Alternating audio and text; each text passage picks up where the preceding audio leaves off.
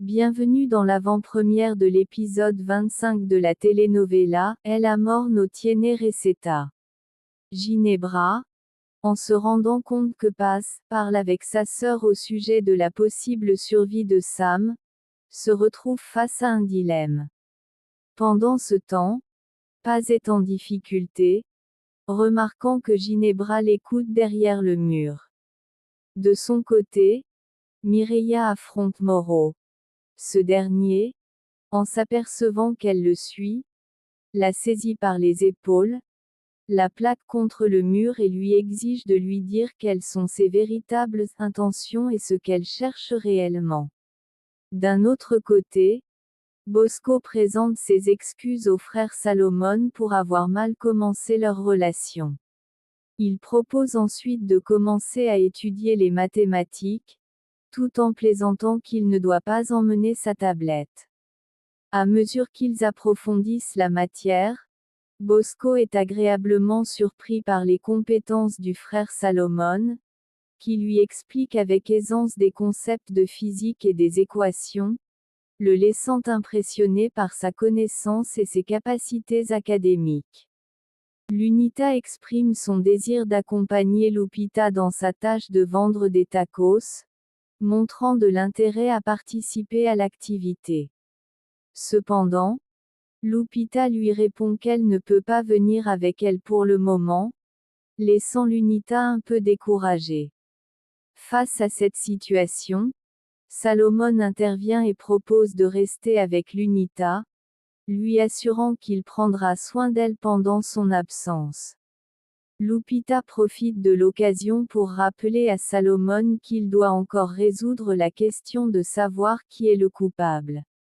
Pendant ce temps, Paz est envahi par la peur et l'anxiété, incapable de trouver un moyen de contacter sa sœur, car sa boîte vocale est activée et elle ne peut lui laisser de message.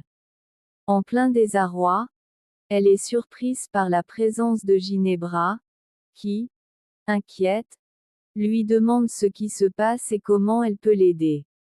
Malgré ses efforts pour le cacher, Paz est convaincu que Ginebra a entendu sa conversation précédente avec sa sœur, ce qui augmente encore son nervosité et sa confusion.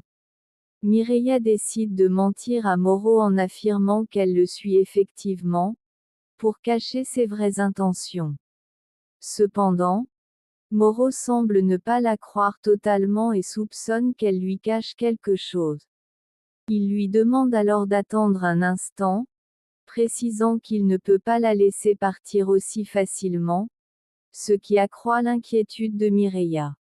De son côté, Ginebra confronte Paz, lui disant qu'elle a entendu sa conversation à propos d'une fillette et exige une explication immédiate. Cette situation rend Paz extrêmement nerveuse et effrayée, ne sachant pas comment réagir ni quoi dire pour se sortir de cette confrontation. Pendant ce temps, Gala entre dans sa chambre avec l'intention de prendre des pilules amaigrissantes, mais son père entre soudainement. Dans la précipitation, elle laisse tomber la pilule qu'elle tenait.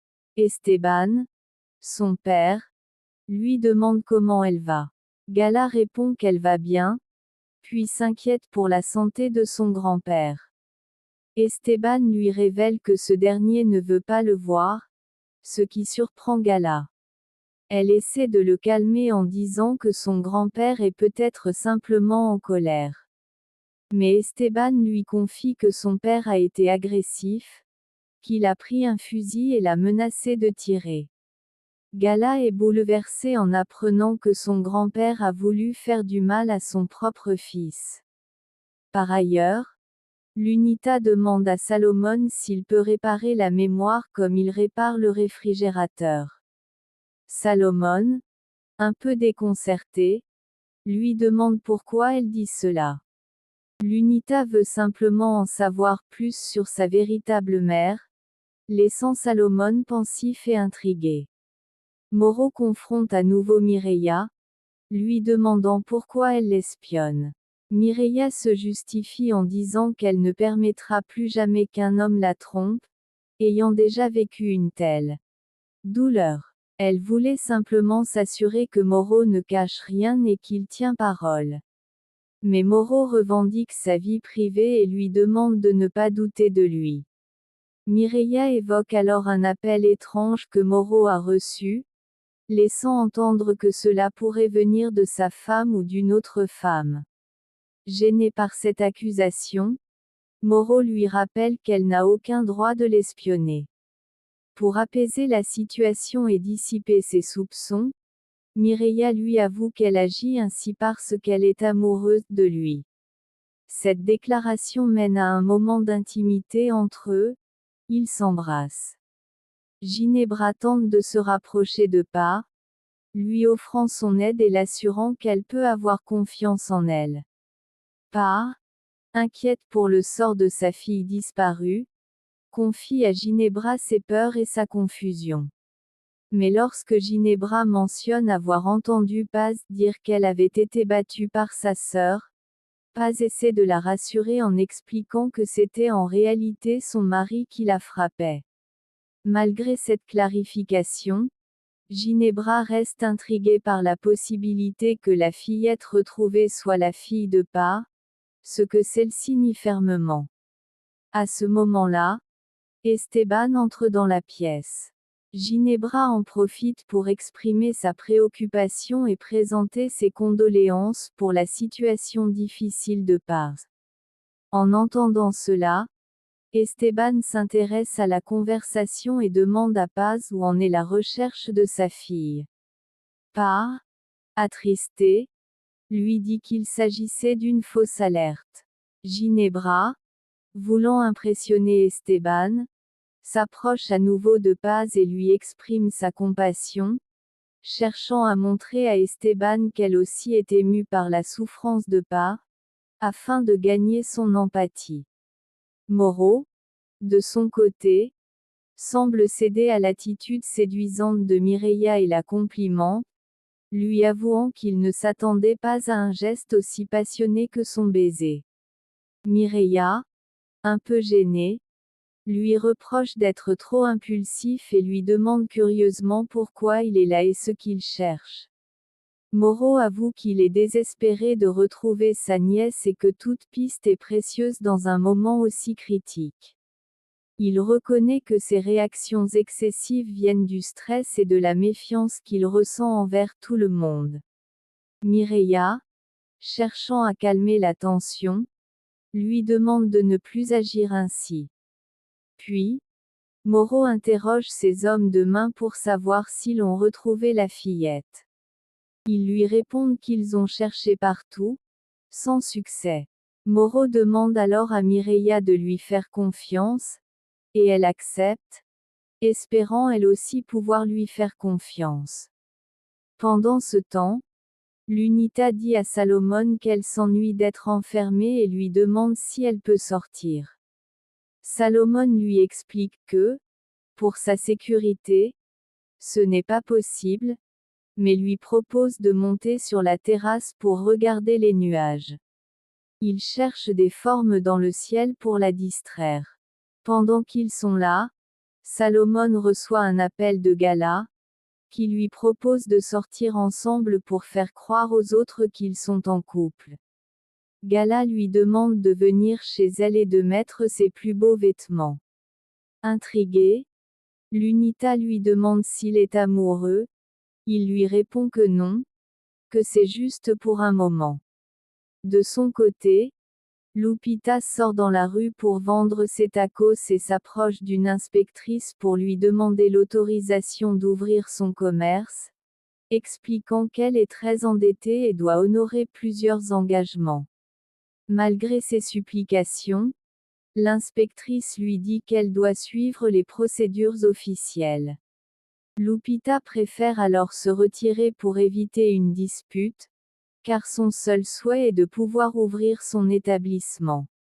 Gala, de son côté, jette toutes les infusions qu'elle avait achetées dans les toilettes, puis respire profondément, se regarde dans le miroir et boit un peu d'eau, se rappelant qu'aucune personne ne peut la faire se sentir inférieure, car elle a de la valeur. À ce moment, Joe lui raconte que son frère l'a invité à sortir et exprime son souhait que Gala devienne sa belle-sœur, ce qui remplit Gala de joie. Les deux jeunes filles s'enlacent, émues par la nouvelle. Pendant ce temps, Paz demande à Esteban comment va son père. Il lui répond qu'il va un peu mieux, mais que rien ne semble le sortir de son état. Paz suggère alors de parler à son cousin Humberto pour voir s'il pourrait aider. Mais Esteban lui dit qu'il ne parlera avec lui que du strict nécessaire. Paz mentionne qu'elle projette de rendre visite à Rubio en prison afin d'obtenir des informations. À ce moment-là, Bosco entre et lui demande comment se passent ses exercices de mathématiques, ce à quoi elle répond qu'elle s'en sort un peu mieux. Ginebra, déterminée à troubler l'esprit d'Elvira, lui insinue que ses petits-enfants devraient connaître la vérité sur la femme qui a tué leur mère. Bien qu'elle semble agitée et confuse, Ginebra se souvient parfaitement de la façon dont elle avait planifié avec son frère Moreau l'assassinat de Bérénice, ainsi que de chaque détail du plan. Elle se rappelle que Moreau l'avait avertie de ne pas donner trop de précisions, car elle n'était pas en état de parler de cette manière. Moreau, de son côté, avait ordonné à ses complices d'être extrêmement prudents au moment d'exécuter le plan. Ginebra avait même suggéré l'idée d'enregistrer une vidéo pour s'assurer que Bérénice soit bien morte. Cependant, Ginebra revient à la réalité lorsqu'elle aperçoit quelque chose dans les mains d'Elvira, un jouet pour bébé. Elvira exprime alors son souhait de retrouver sa fille et de rattraper le temps perdu.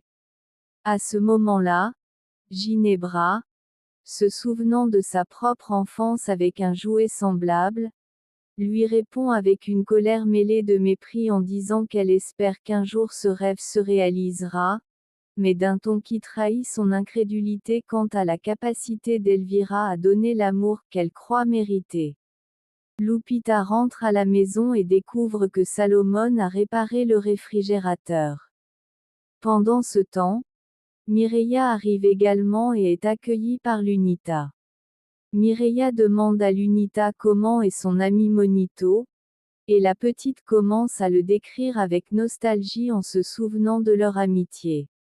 Ensuite, Lunita demande à Mireia si elle a retrouvé Monito. Mireia lui suggère qu'elle sait peut-être déjà où il est. Lunita, ravie, s'imagine pouvoir revoir son cher ami. De leur côté, Esteban et Paz vont rendre visite à Rubio en prison. Paz lui demande des nouvelles de sa fille, mais il affirme ne rien savoir de son sort. Esteban intervient pour défendre Paz, lorsque Rubio se met à lui parler avec méchanceté. Malgré cela, Rubio refuse de donner la moindre information et prétend ne rien se rappeler. Esteban, perplexe, lui demande pourquoi il a laissé une note s'il ne se souvient de rien, mais Rubio maintient qu'il ignore tout, ce qui trouble encore davantage Esteban. Ginebra raconte à Moreau qu'Elvira lui a montré Hiro quand il était petit, mais qu'elle n'y a pas prêté attention, préférant se concentrer sur la collecte d'informations. Moreau, impressionné, félicite Ginebra pour sa capacité à concevoir des plans si méticuleusement. Cependant, Ginebra lui explique que sa véritable stratégie est d'attendre qu'Elvira l'aime assez pour la nommer héritière de tous ses biens, ce qui lui permettra d'accomplir son désir le plus profond. Pendant ce temps, Esteban confronte Rubio à propos de la note écrite en imitant l'écriture de Bérénice, insinuant qu'il est celui qui l'a tué. Esteban le juge méprisable d'avoir laissé ce message près du corps de son épouse et insiste sur le fait qu'il est impossible que Bérénice se soit suicidée.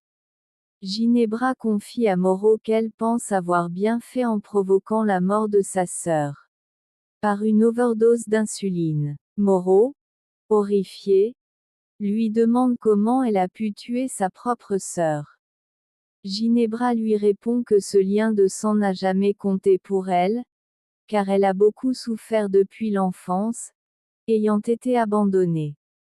Elle invite alors Moreau à se rappeler toutes les difficultés qu'ils ont affrontées ensemble. Malgré leurs souvenirs douloureux, Moreau est surpris de constater que Ginebra ne ressent aucune émotion en y repensant. Elle lui répond qu'elle éprouve au contraire une satisfaction à l'idée de détruire sa prétendue famille. Moreau l'avertit cependant du danger de se nourrir d'une telle haine. Malgré cette conversation, il affirme qu'il doit aller voir Rubio pour obtenir des informations sur ce qui se passe en prison. Ginebra lui annonce qu'elle aussi a des comptes à régler avec Rubio et qu'elle compte bien le faire payer. Esteban presse Rubio de révéler qui a commandité le crime, mais celui-ci reste silencieux. Esteban insiste, s'il dit la vérité, il pourrait bénéficier d'une peine plus légère, mais s'il refuse de coopérer, il risque de passer le reste de sa vie en prison. Rubio reste inflexible, affirmant que personne n'a le droit de l'obliger à parler et qu'il se moque de son sort. Kenzo félicite Nandi pour son intelligence et son professionnalisme, mais celle-ci garde une attitude sérieuse et distante en raison de leur hiérarchie. Kenzo tente de détendre l'atmosphère en lui disant qu'ils sont seuls et qu'il n'est pas nécessaire d'être si formel, mais Nandi maintient la distance par respect. Kenzo insiste, affirmant qu'elle mérite d'être reconnue pour sa force et ses compétences. Nandi le remercie pour l'avoir défendu lors d'une discussion précédente, tout en lui rappelant qu'il faut rester professionnel. Kenzo exprime alors son admiration pour ses qualités avant de lui poser une question inattendue. Il lui demande depuis quand elle a commencé à se sentir femme. Nandi est surprise par cette question très personnelle et déplacée. Paz insiste auprès de Rubio pour obtenir des informations sur la fille de Ginebra, mais il reste fermé et peu coopératif. Paz lui explique qu'elle fait partie d'un groupe de mères et qu'elle a besoin de savoir où se trouve l'enfant. Rubio laisse entendre qu'il en sait plus sur ce qui est arrivé à la fillette qu'il ne veut bien l'admettre. Esteban intervient, exigeant qu'il révèle au moins où elle est, ou s'il sait si elle est encore en vie. À ce moment-là, les gardiens interviennent et emmènent Rubio, qui, avant de partir, les laisse dans le doute et se moque d'Esteban.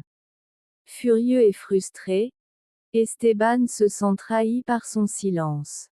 Paz tente de l'apaiser en lui affirmant que Samara est vivante et que personne ne lui fera de mal, ce qui laisse Esteban confus face à ces paroles énigmatiques. L'UNITA supplie Mireia de l'emmener là où se trouve Monito, prête à se déguiser ou à tout faire pour passer inaperçue. Mais Mireia lui explique que cet endroit est dangereux et refuse de la ramener au parc. Lupita intervient également, rappelant les risques et les dangers de tels lieux.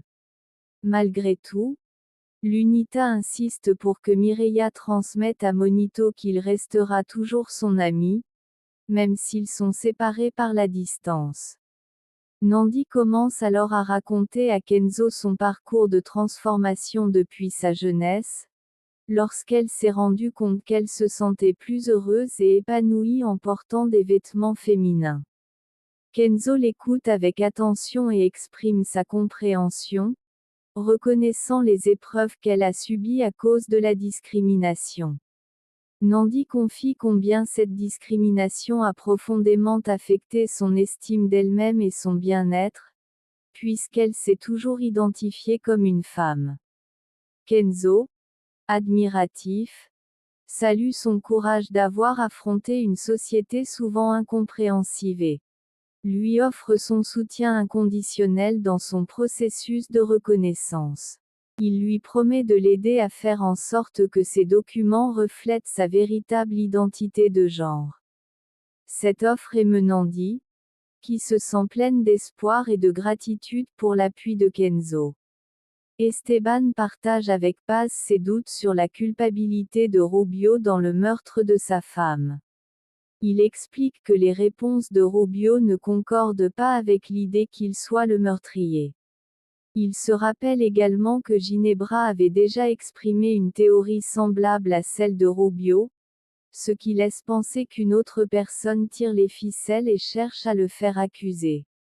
Esteban est préoccupé à l'idée qu'un individu cherche à nuire gravement à sa famille, sans savoir que Mauro, non loin de là, les observe et prend de nombreuses photos de leur conversation. Philippa, de son côté, parle à Ginebra de ses projets de blanchiment d'argent, en lui proposant d'investir dans l'immobilier. Ginebra trouve l'idée intéressante, mais suggère une alternative encore plus rentable. Utiliser les réseaux sociaux de son fils Geronimo pour le blanchiment. Philippa est impressionnée par ce plan ingénieux. Mais la conversation est interrompue quand Ginebra reçoit un message de Mauro, une photo montrant Esteban et Paz en train de s'enlacer. Folle de rage, Ginebra déclare qu'elle va écarter Paz de son chemin, allant jusqu'à dire qu'elle l'éliminera elle-même. Philippa, stupéfaite, reste sans voix devant la détermination glaciale de Ginebra. Fin de l'avance. Si cet aperçu t'a plu, laisse-nous un j'aime et abonne-toi.